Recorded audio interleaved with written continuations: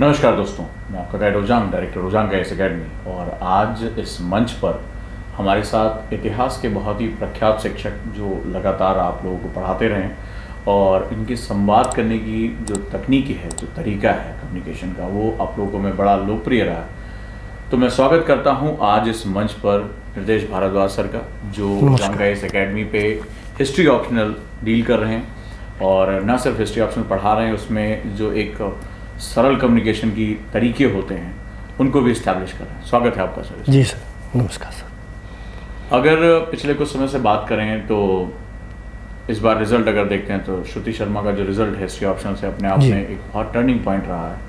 और इतिहास हमेशा से ही सबसे ज़्यादा स्टूडेंट के द्वारा लिया जाने वाला ऑप्शन रहा है। पढ़ने में सरल होता है और बहुत ज़्यादा तामझाम के बिना भी इसको पढ़ाई की जा सकती है और कंसिस्टेंसी हमें इसके रिजल्ट में देखने को मिलती है। तो आज मैं इस बातचीत के माध्यम से इस मंच पर ये जानना चाहता हूँ कि हिस्ट्री ऑप्शनल को लेकर आपकी क्या रणनीति है, आप किस रूप में बच्चों को पढ़ाते हैं और ऑप्शनल क्या है उनके लिए। सबसे पहले तो मैं अपने सभी बच्चों को शुभकामनाएं देना चाहूँगा कि आपको जो है रोजांग गाइड्स के माध्यम से एक बहुत ही अच्छी क्लास मिलने जा रही है। और शुभकामनाएं हमारे इस साल के टॉपर के लिए भी हैं जो हमारे ही सब्जेक्ट से रही हैं। हिस्ट्री ऑप्शनल सर हमेशा से ही एक बहुत ही सदाबहार विषय रहा है यूपीएससी में, और कभी भी इसकी स्कोरिंग न बहुत कम रही है और न बहुत ख़राब रही है। मतलब कि अगर कोई बच्चा बहुत अच्छे से स्टडी करके अगर खुद भी तैयारी करना चाहे तो भी उसमें बहुत अच्छे से वो कम्पीट कर सकता है।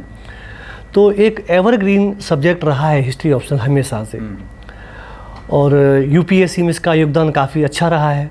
अगर हम हिस्ट्री ऑप्शनल के एक सब्जेक्ट के रूप में देखते हैं तो हमारा हिस्ट्री ऑप्शनल जो है कई जगह फिट बैठता है। जैसे पीटी में जो हमारे पास हर सवाल 15-20 क्वेश्चन आते हैं, तो हिस्ट्री ऑप्शनल वालों को उसमें ज़रूर एज मिलेगा। मेंस में हमारा जो फर्स्ट पेपर है उसमें लगभग जो है 50% जो है हिस्ट्री ही है, तो उसमें जो है इसको पूरा एज मिलेगा। और अक्सर जो है आजकल जो ऐसे भी जो है जो फ़िलॉसफी और सोशोलॉजी को लेकर के उसमें हिस्ट्री का भी पुट रहता है। तो इस हिसाब से अगर हम देखते हैं तो हमारा जो हिस्ट्री ऑप्शनल है वो पीटी में भी काम आता है, मेंस में भी काम आता है और ऐसे में भी काम आता है और ओवरऑल रैंक बनाने में भी काम आता है। जी सर। तो इसका मतलब है कि हिस्ट्री ऑप्शनल जो है एक तीर से कई निशानों के बराबर है। प्री, मेंस, एस्से और इसके साथ साथ ऑप्शनल में तो खैर वो है ये बिंदास बेहतर ही है। और अगर कोई स्टूडेंट इसकी तैयारी शुरू करता है जी तो जी उसकी स्ट्रैटेजी क्या होनी चाहिए इसको पढ़ने की? जैसे किसी युद्ध को लड़ने के लिए हमारे पास वेपन से हथियार होना बहुत ज़रूरी होता है, ऐसे ही हमारे इस ऑप्शनल को तैयार करने के लिए बहुत 2-3 छोटे वेपन्स हैं, लेकिन बच्चे अक्सर उनको इग्नोर कर देते हैं। और ये मैंने अपने बच्चों को कई बार बताया है कि आपको इन पे फोकस करना है। सबसे पहले तो हमें अपने सिलेबस को ध्यान देना है। बच्चे पढ़ते हैं, कोचिंग भी पढ़ते हैं, बुक्स भी पढ़ते हैं, लेकिन सिलेबस पे ध्यान नहीं देते। जो हमें यूपीएससी ने जो सिलेबस बताया है, कमीशन ने जो हमें सिलेबस दिया हुआ है, उसको जो है हमें ज़रूर अपने पास रखना चाहिए। तो सबसे पहले तो हमें अपना सिलेबस, कह सकते हैं कि जैसे हम जीएस को याद करते हैं या किसी टॉपिक को याद करते हैं, मेरा तो मानना यहाँ तक है कि सिलेबस भी बच्चों को याद होना चाहिए। बिल्कुल।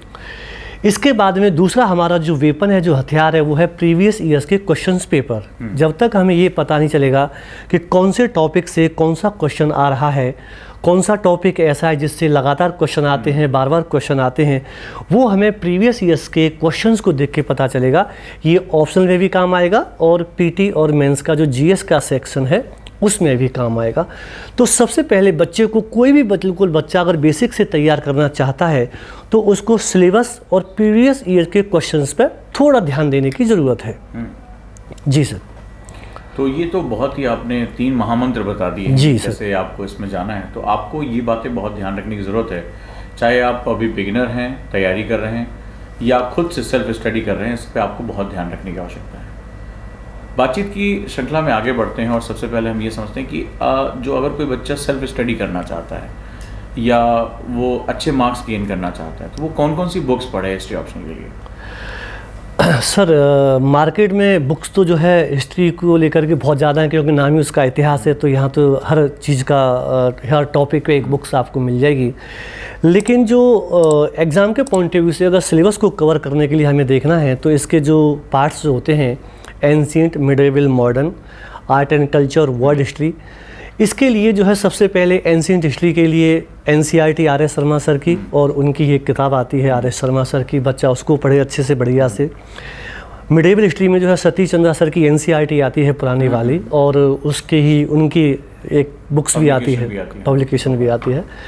मॉडर्न हिस्ट्री के लिए जो सबसे बेस्ट है और फेमस है NCERT भी बिपिन चंद्रा सर की आती है, और उन सर की जो है बुक्स भी आती है बहुत अच्छी। और वो बुक्स जो है आज़ादी से पहले एक अलग सेक्शन है, आज़ादी के बाद उसका दूसरा सेक्शन है। तो ये एक ऐसी यूनिक बुक है कि आप अगर, या कोई भी बच्चा जो बहुत दूर दराज के क्षेत्रों में रह रहा है, क्लास नहीं ले सकता है, ऑफलाइन नहीं आ सकता है, तो वह बच्चा जो है इन बुक्स को तैयार करके बहुत सारा अपना सिलेबस तैयार कर सकता है। इसके साथ साथ ये जो बुक्स हैं, इसके साथ साथ हमारा जो ओजांक IAS एकेडमी का जो कंटेंट है, जो टॉपिक है, या हम ये कहें कि जो नोट्स है, जो हमने टॉपिक वाइज तैयार किया हुआ है, बुक्स में और नोट्स में ये अंतर होता है कि बुक्स एक पैटर्न पे लिखी जाती है, लेकिन हमारा जो नोट्स है, जो ओजांक IAS ने बहुत मेहनत करके बनाया हुआ है, ऑप्शनल का जो नोट्स, वो टॉपिक वाइज है। उससे जो है बच्चे को ये फ़ायदा मिलेगा कि हमने UPSC में क्या टॉपिक दिया हुआ है, उसका कंटेंट हमें क्या पढ़ना है। तो इससे क्या होगा कि अगर बच्चा NCERT प्रीवियस ईयर के क्वेश्चंस और हमारा अगर नोट्स साथ में रख ले, तो उसकी एक कंप्लीट तैयारी घर बैठ करके आराम से हो जाएगी। बिल्कुल जी। तो ये तो बहुत ही सरल तरीके से सर ने इस बात को उसमें बता दिया।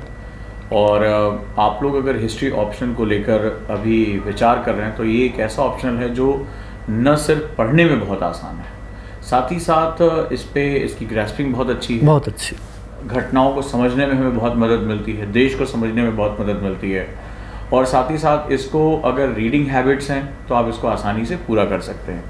और श्रुति शर्मा का रिज़ल्ट भी हमारे फेवर में रहा, और ये हम कह सकते हैं कि रिज़ल्ट्स के मामले में भी वो बहुत ही बेहतर रहा है। इस पर कुछ और भी टिप्पणी आप करना चाहेंगे?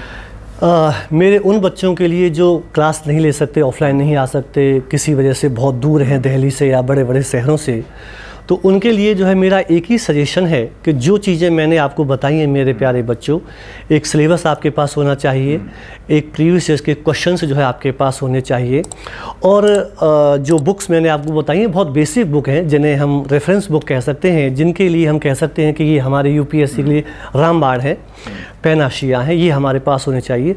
और हमारा जो है एक गाइडेंस जो प्रोग्राम है ओजांक IAS का, और जो ऑनलाइन चल रहा है, जिसको आप घर बैठ कर के भी जो है ले सकते हैं। ये जो क्लास है उसी प्रकार से चलेगी जैसे मान लीजिए आपको ऑफलाइन में फील हो रहा है।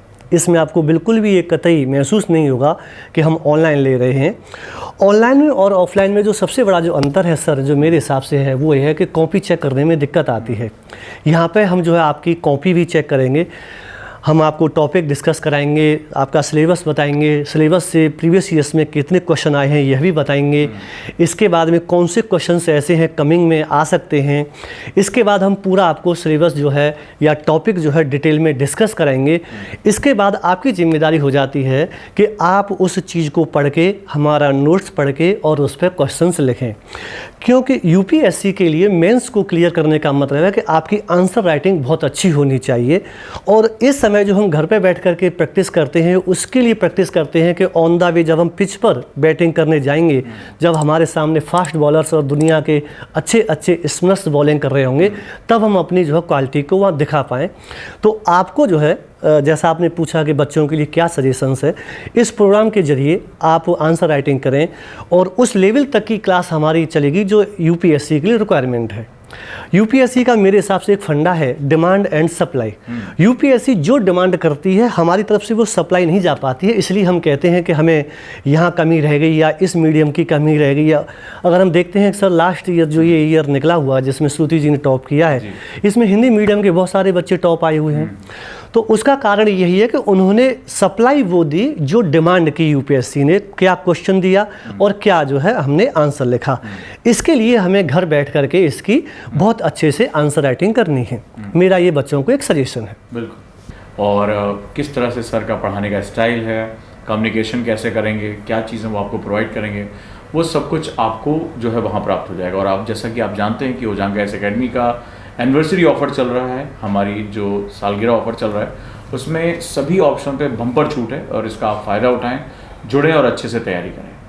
तो दोस्तों जुड़ते हैं आगे और आगे चलते हैं और अपनी तैयारी को करते हैं। आपसे बातचीत करके बहुत अच्छा लगा और उम्मीद करूंगा कि बच्चों के साथ जो सफ़र होगा वो बहुत ही अच्छे तरीके से होगा और आप यहाँ श्रुति शर्मा की तरह आप भी विजेता बन के निकलेंगे। इसी उम्मीद के साथ हम ये सफ़र शुरू करते हैं। आप सभी का बहुत बहुत धन्यवाद। धन्यवाद आपका सर। जी सर, नमस्कार सर, थैंक यू सर।